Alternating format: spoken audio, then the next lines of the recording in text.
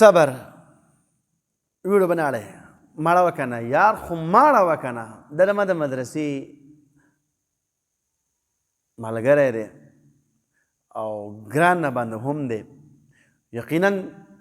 دغه پروګرام ته چې کله مونږ لاړو دومره عزت د مال طالبانو کړی دی ملګري که نه ټولې پېژنه جي واورئ خدای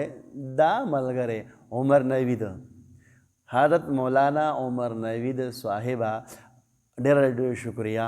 چې تا لکه زمونږ دومره دغه وکړو دومره مینه موږ له راکړه الحمدلله دومره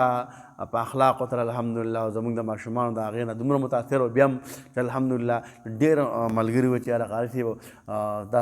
دا تاسو پکې د خپل ماشومان راولئ چې الحمدلله په نورو باندې اثر کوي که نه ښایسته ښځه پټکي والي ماشاءالله وګوره که نه چې بھائی دغه خلکو ډېر خوشحاله یم یقینا ډېر خوشحاله شوم الحمدلله او ډېر بیا هم د خپل د زړه د کومې نه د عمر نوي بایي ته کوم ملګري عبدالباسط ورسره دغه ملګری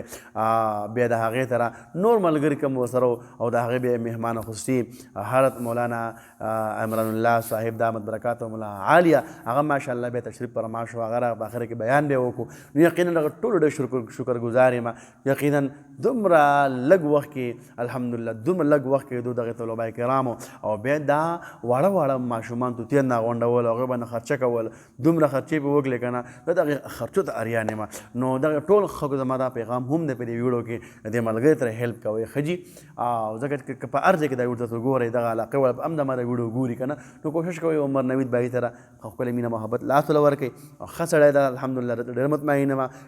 زه هم ما والا په سترګو کې ایک نمبر یې ورکړل ځکه چې هغه اخلاق ما ولیدو هغه اداب او عاجزي او هغه ښایسته والی په ښو خبرو کې هغې ماشاءالله زموږ سره تکلم کول اخلاقو د وجې نه متاثره شوم او ماشاءالله د بل ملګری ماشاءالله عبدالباسط بھائی هغې د هم ماشاءالله د هغې هم ډېر شکرګزار یم د زړه د کومې نه د هم ماشاءالله مبارک بیا هم پیش کوم چې په دغه علاقه کې الحمدلله داسې یو سیسټم روان کړی دی چې الحمدلله 6 میاشت بعد یا کال بعد بزم غزنوي په نوم باندې الحمدلله دغه دي که نه تقاریر دي نعتونه پکې او دغه انشاءالله قرآن مجید تلاوت یې پکې د هغې سره الحمدلله ورسره داسې د ختم نبوت موضوع باندې هم الحمدلله دغه مقابلې دي که نه دا ډېر ګران کار دی جي نو الحمدلله دغه ټول شکرګزار یم الله زما دغه ملګري او دغه ټول ټیم څومره کسان دغه سره هیلپ کوي څومره ملګرو منترله والله الله د ولدې په بدله په دنیا خیر دواړه کو نصیب کړي جزاک الله د الله په امان